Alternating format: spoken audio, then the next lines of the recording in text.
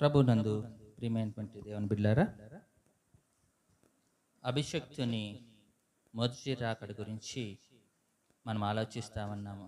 యేసు క్రీస్తు ప్రభువు వారు ఈ లోకానికి ఎందుకు రావాల్సి వచ్చింది అనేటటువంటి విషయాన్ని గురించి తెలుసుకున్నట్లయితే, క్రీస్తు పూర్వము 740 సంవత్సరాల క్రితమే యెషయా ప్రవక్త ద్వారా దేవుడు పలికించినటువంటి మాటల్ని ఇప్పుడు మనం జ్ఞాపకం చేసుకుంటున్నాం.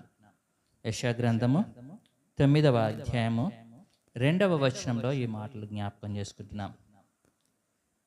చీకటిలో నడుచు జనులు గొప్ప వెలుగును చూచుచున్నారు.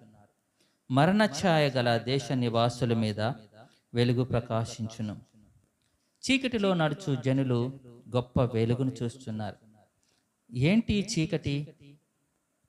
ఏంటి వాళ్ళు చూసేటటువంటి ఆ వెలుగు అంటే, చీకటిలో ఉన్నటువంటి వారు అనగా ఆ కాలంలో ఇశ్రాయేలీలని లేకపోతే యోధా రాజ్యాన్ని మొత్తాన్ని అషూరు రాజులు యోధా రాజ్యంలో ఉన్నటువంటి ప్రజలందరినీ ఒక ఊచకోత కోసినట్లుగా వాళ్ళందరినీ నాశనం చేశారు. అప్పుడు ఆ కాలంలో వారి యొక్క జీవితంలో పరిస్థితులు ఎలాగున్నాయంటే చీకటిలాగా ఉంది.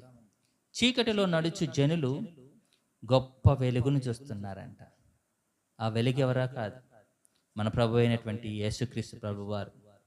పైన చెప్పబడినటువంటి మాటల్లో జ్ఞాపకం చేసుకుంటే, పూర్వకాలమున ఆయన జబూలును దేశంను నఫ్తాలి దేశంను అవమానపరచును.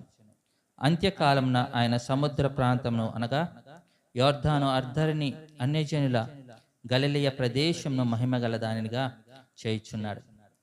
ఇది నిజముగా యేసుక్రీస్తు ప్రభు వారు జన్మించినటువంటి కాలంలో అక్కడ కూడా రాయబడింది. కాబట్టి జబూలును నఫ్తాలి ప్రదేశం, గలిలయ సముద్ర ప్రదేశం అంతా మహిమగల దానినిగా, దానిలో ఉన్నటువంటి ప్రజలందరూ గొప్ప వెలుగును చూసేవారుగా ఈ రోజున మనము జ్ఞాపకం చేసుకుంటా ఉన్నాం. ఆ వెలుగు ఎవరో కాదు, యేసుక్రీస్తు ప్రభు వారు.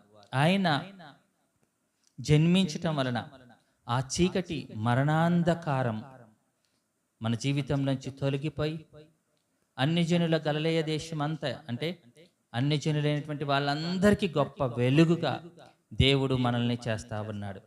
ప్రియమైనటువంటి దేవుని బిడ్డరా, ఆ వెలుగుని ఆశ్రయిద్దాం. యేసుని ఆశ్రయించి ఆ చీకటి మరణాంధకారంలోంచి మనల్ని మనము తప్పించుకోవడానికి దేవుడు ఇచ్చేటటువంటి ఆ యొక్క శ్రేష్టమైనటువంటి ఆశీర్వాదాలు మనం పొందుకోవడానికి ప్రయత్నం చేద్దాం. దేవుడు మనల్ని అందరినీ దీవించునుగాక.